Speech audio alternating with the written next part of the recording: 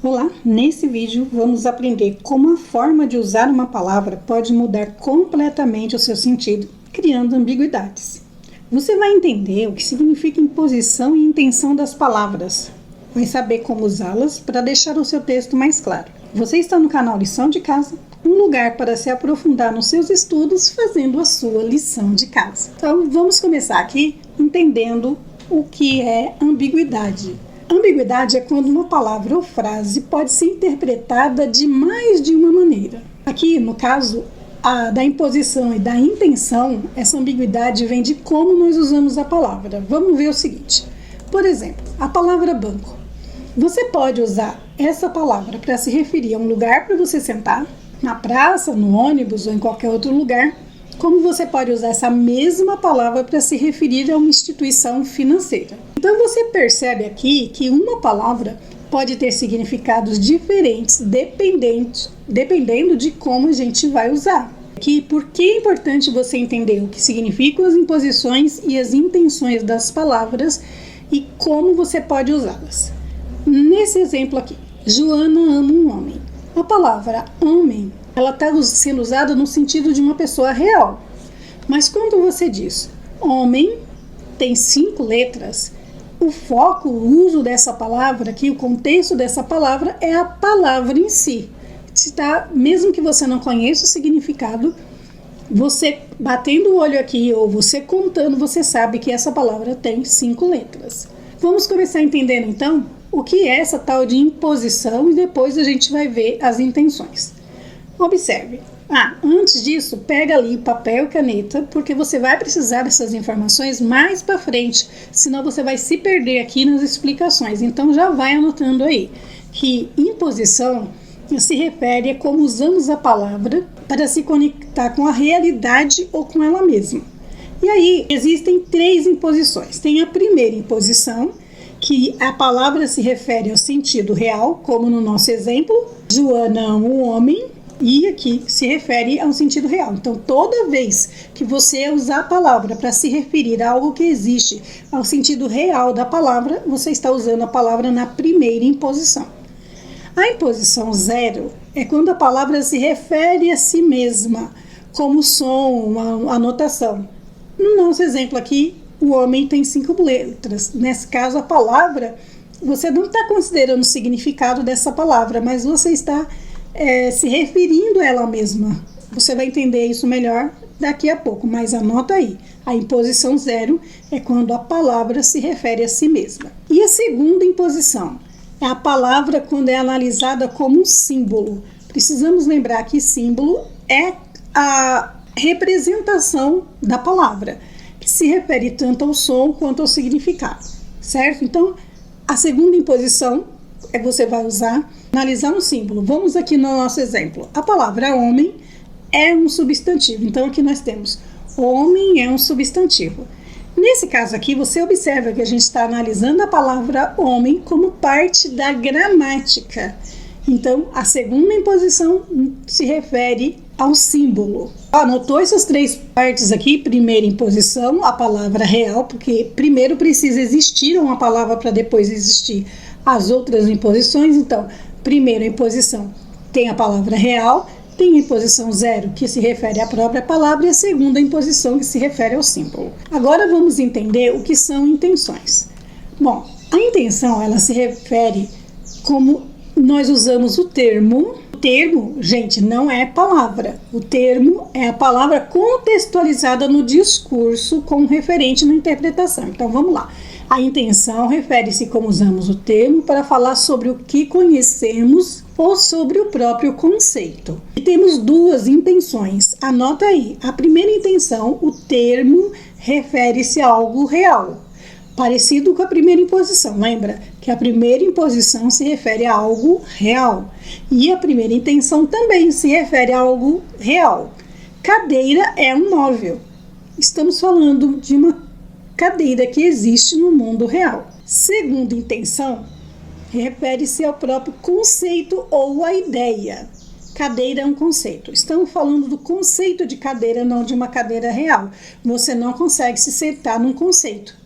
Você não consegue se sentar no símbolo.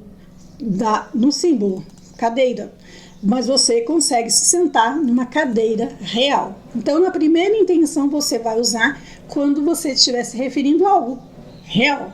E a segunda intenção, você vai usar quando você está se referindo a um conceito ou uma ideia de algo. Tá certo?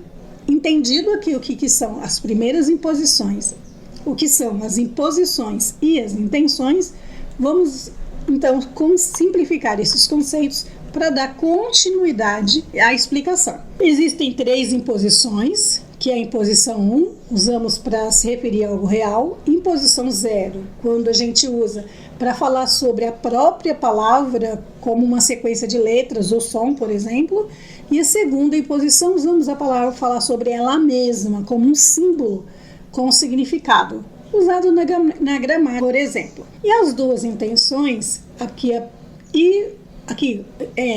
e as duas intenções nós temos a intenção, que é a palavra ou termo que refere-se ao mundo real, aquilo que a gente conhece, e a intenção 2 é a palavra ou termo que se refere ao próprio conceito, à ideia da mente, sem estar diretamente ligada à realidade. Quando você usa segundo as imposições na gramática, depois eu vou mostrar como se usa na lógica e na retórica, assim você vai saber aplicar essas ideias de uma maneira correta. Você vai entender que a ambiguidade acontece porque a gente não sabe usar as palavras nessas imposições corretamente. Então vamos lá. Sabemos que a gramática ela se preocupa com o estudo das palavras, enquanto estrutura que formam frases e orações. Então a gramática se preocupa com isso, com o estudo das palavras. Aqui as palavras são analisadas quanto à função e significado, o que corresponde à segunda imposição e à segunda intenção. Lembra lá que a segunda imposição a gente usa a palavra para falar dela mesma como um símbolo, e a segunda intenção a gente fala da palavra, do próprio conceito ou ideia na mente. Então, tudo que a gente fizer na gramática, ela está na segunda imposição e segunda intenção, porque está falando de uma ideia e de um conceito, e na segunda imposição porque está estudando, analisando a própria palavra. Vamos aqui o exemplo. Substantivo é o núcleo do sujeito. A palavra substantivo aqui está sendo usada na segunda imposição porque a gente está falando dela como uma categoria gramatical. Estamos focando em sua função, em uma estrutura. Aqui a gente não está falando de substantivo específico como casa, carro, mas da própria palavra substantivo. Conseguiu entender? Isso na imposição. E na intenção, nós estamos tratando de substantivo como um conceito que faz parte da estrutura da linguagem. E esse aqui é a segunda intenção. Por quê? Porque estamos usando o termo substantivo de maneira reflexiva. A gente está olhando para a palavra como um conceito na nossa mente. É basicamente isso. Vamos ver mais 2 exemplos do uso da segunda imposição e da segunda intenção. Na frase, o adjetivo é uma palavra que qualifica o substantivo. A palavra adjetivo aqui, ela está na segunda imposição porque a gente está se referindo a ele como uma categoria gramatical, uma classe de palavra no caso, e não um adjetivo específico, grande, belo. Se eu estivesse descrevendo, estivesse explicando essa palavra, aí sim ela estaria na segunda imposição, palavra grande ou belo. E aqui no caso, explicando a palavra adjetivo.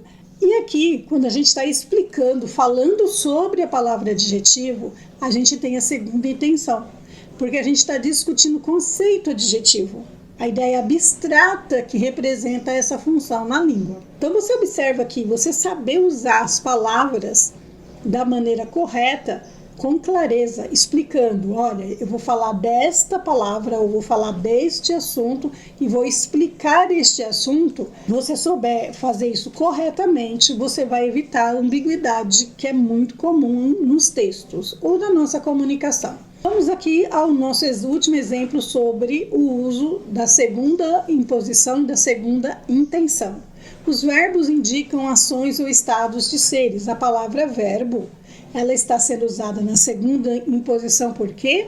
Porque está se referindo à função que os verbos exercem nas orações e não um verbo específico, como correr, como ser. Então, toda vez que você estiver se referindo à própria palavra, então essa palavra está na segunda imposição.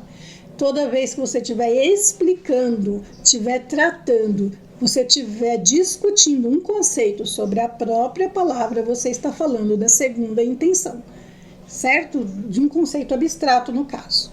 E aí a gente entendeu o uso da segunda intenção e da segunda imposição na gramática. Agora vamos ver como fica isso na lógica. Agora vamos ver como a gente usa as intenções e as imposições na lógica. Na lógica, as palavras ou termos, elas são analisadas de forma reflexiva. Isso porque ela trata da relação entre conceitos e a realidade, ou entre os próprios conceitos mesmos. Esse campo, então, de reflexivo, de relação de conceitos com a realidade, está no campo das segundas intenções. Então, a gente usa esses termos para quando a gente vai falar sobre as abstrações. Vamos lá.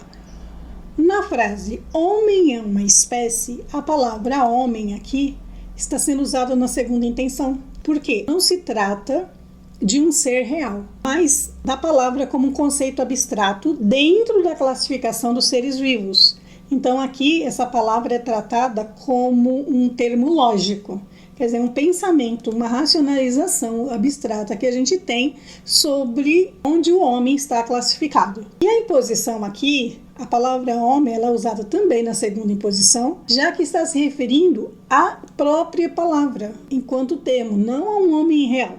Homem real aqui. Nessa classificação, ela não se trata de um homem real. Então, a lógica, ela se preocupa com a classificação dos conceitos. Por isso, o termo homem é observado sobre a ótica do conceito, não do ser real. Quando se trata de conceito, não é um ser real, apesar da palavra que representar um ser real, quando você não está usando ela dentro de um contexto de realidade, então é só um conceito, e aí você vai usar a segunda intenção, a segunda imposição. Ficou claro para você? Deixa aí nos comentários. Vamos lá, mais 2 exemplos para você entender melhor isso. A palavra homem designa uma espécie racional. Quando você vai falar da imposição, aqui está, essa palavra homem está na segunda imposição, porque a gente não está falando de um homem concreto, mas de um conceito geral de homem enquanto categoria. É na segunda intenção porque estamos tratando como um termo lógico, um conceito, não nos referindo a um homem específico. Vamos ler de novo essa palavra para entender. A palavra homem designa uma espécie racional. Nós estamos aqui fazendo aquilo que a gente falou, o uso das imposições. Estamos aqui descrevendo, estamos aqui falando sobre uma palavra, não sobre um ser real. Estamos falando sobre uma palavra. Outro exemplo, a palavra animal é mais abrangente que homem. E aqui estamos usando na segunda imposição, porque a gente não está falando de um animal específico, mas do conceito geral da palavra animal. E a segunda intenção, porque a gente está tratando aqui a palavra animal como uma categoria abstrata. Não estamos falando de um animal específico, estamos falando de uma ideia sobre a palavra animal. Por fim, a gente precisa entender como que a gente usa essa imposição, essas imposições e intenções na retórica. Primeiro precisamos lembrar que na retórica a gente se está preocupado em persuadir ou comunicar de maneira eficaz. Geralmente a gente usa palavras em seu sentido comum e a gente se refere diretamente à realidade. Então, quando se refere à realidade, a gente está usando as palavras na primeira imposição e na primeira intenção. Por quê? Porque a gente usa a palavra de forma predicativa para falar de algo real. Vamos lá aos exemplos para ficar mais fácil. Joana ama um homem, Joana ama um homem. Aqui a palavra homem está se referindo, está na primeira imposição e na primeira intenção. Por quê? Nós já vimos anteriormente. Essa pessoa existe, é uma pessoa que existe na realidade. Não é uma ideia da pessoa, mas uma pessoa. E na primeira intenção, porque a gente está usando o termo para predicar algo sobre um homem real, e não um conceito, um termo. Então, toda vez que você estiver se referindo, você vai usar na primeira imposição e na primeira intenção. Vamos mais aqui alguns exemplos para isso ficar mais claro. O homem comprou um carro. A palavra homem aqui está na primeira imposição, pois se refere a um homem concreto, uma pessoa específica que realizou uma ação. Ou é uma pessoa ou é um substantivo ou alguma coisa específica que realizou uma ação. E a primeira intenção, aqui a palavra homem está sendo empregada de forma direta, referindo-se a uma entidade real. Então, assim, um homem real comprou um carro real. Então, aconteceu uma ação real aqui. Vamos a mais um exemplo. Maria é uma mulher muito forte. Então, aqui, a palavra mulher está na primeira imposição, referindo-se a Maria, uma mulher específica e concreta, real, existe. Você consegue olhar para Maria como uma mulher muito forte. Então, você consegue predicar aqui uma pessoa real, dando referência clara e objetiva a ela. Então, é a primeira imposição e primeiro intenção. Bom, você viu até aqui o que é ambiguidade, o que é imposição, o que é intenção. Você entendeu aqui quando usar, como usar cada uma delas. Você entendeu a função das segundas intenções e imposições na gramática. A lógica, ela se refere a pensamentos, então ela vai lá intenção e depois imposição. E na retórica, como a gente usa as imposições e as intenções para persuadir, para se comunicar. E agora vamos entender, e por fim, falta a gente entender quando acontece a ambiguidade por imposição e quando acontece a ambiguidade por intenção. Então, acontece a ambiguidade por imposição quando não está claro se a palavra está sendo usada na primeira ou na segunda imposição, porque falta um contexto. Vamos lá. A primeira imposição, quando a palavra se refere a algo concreto, um objeto ou um ser específico no mundo. Então, aí a gente vai usar a primeira imposição. E a segunda imposição, a gente usa quando se refere a algo abstrato, como uma função, uma categoria ou um conceito. Por exemplo, na frase "o leão é forte", você não consegue saber se essa palavra está sendo usada na primeira imposição ou na segunda imposição, porque não fica claro se leão aqui é um ser real ou de uma ideia sobre ele, um conceito sobre ele. É onde precisa do contexto. Na primeira imposição, se há um contexto de zoológico, então se trata de um animal específico.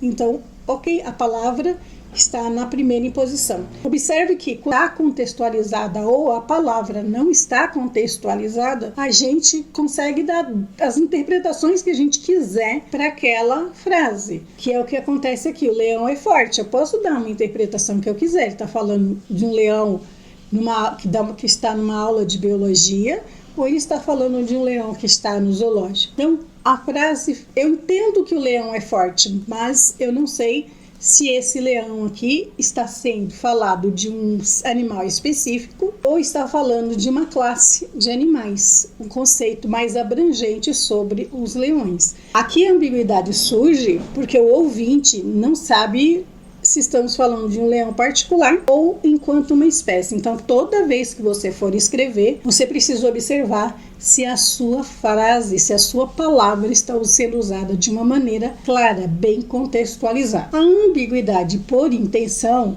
ela acontece quando a palavra pode ser interpretada na primeira ou na segunda intenção. E o que é a primeira intenção?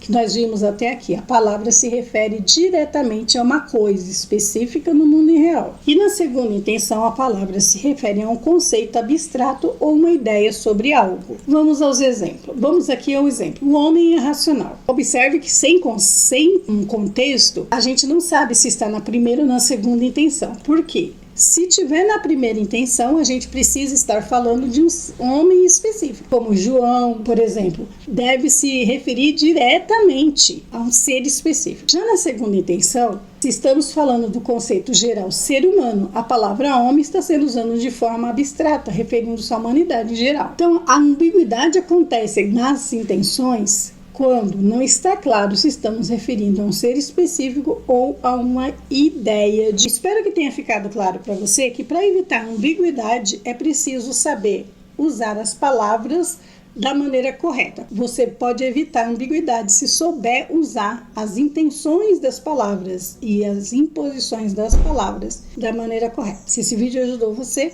Deixe o seu comentário abaixo. Abraços e até o próximo vídeo.